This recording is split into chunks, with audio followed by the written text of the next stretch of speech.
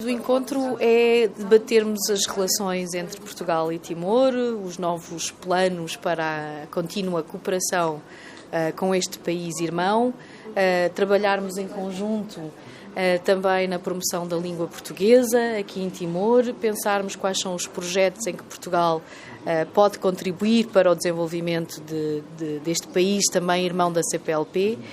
E, portanto, tivemos aqui uma conversa muito útil a pensar também o presente, a avaliar o presente e a pensar o futuro desta relação.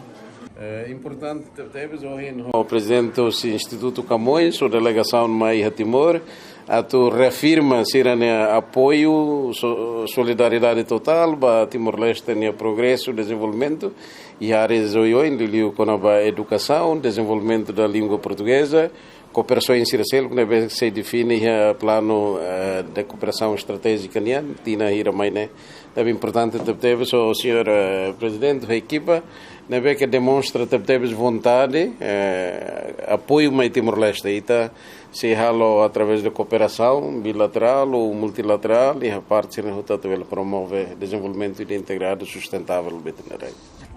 Para si, para lembrar este ministério. Muito obrigada. Este ministério que era mistério do...